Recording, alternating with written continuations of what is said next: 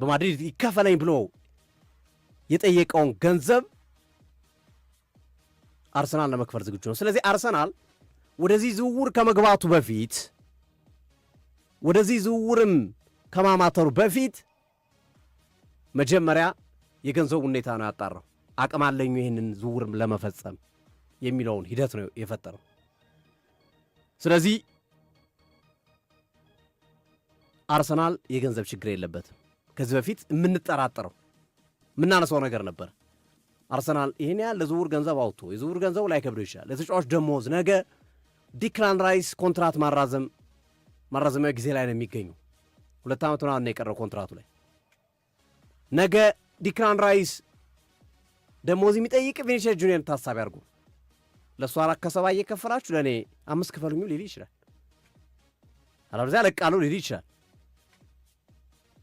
ስለዚህ ይሄ በክለቡ ውስጥ ኢንተርናሊ ተዋይቶ ያጸደቁት ነው። ማድረግ እንችላለን። ነገ ራይስ የሚጠይቀን ዊ ካን አፎርድ ብለዋል አርሰናሎች። ማድረግ እንችላለን።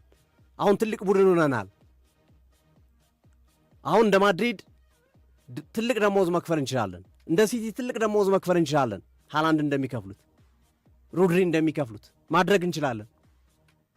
ስለዚህ ተጫዋቾቻችን ውል ማራዘም በሚገባቸው ጊዜ ተመጣጣኝ ከሆነ ጥያቄያቸው ተገቢ ከሆነ ገንዘቡ አያሳስብም። ስለዚህ ይህንን ዝውውር መፈጸም አይጎዳንም ወይም እኛ ላይ የሚፈጥረው ኢምፓክት የለም ብሎ ኢንተርናሊ በውስጥ የአርሰናል አመራሮች ተወያይተዋል።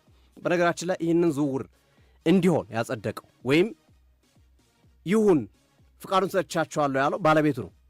ስታን ኪሮንኬና ጆሽ ኪሮንኬ ፈቅደናል፣ በቃ የወጣ ይውጣ፣ ተጫዋቹ ይምጣ። ሚኬል አርቴታ ደግሞ ኮንቪንስ ለማድረግ በዛ መንገድ የገቡበትና ከፍተኛ የሆነ ስራ የሰሩበት ሂደታል።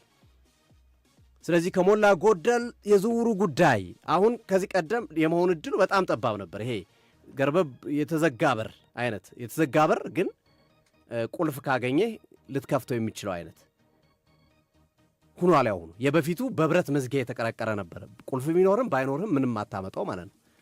ያሁኑ ግን ቢያንስ ቁልፏን ካገኘ ከፍተህ ልትገባ የምችልበት እድል አለም።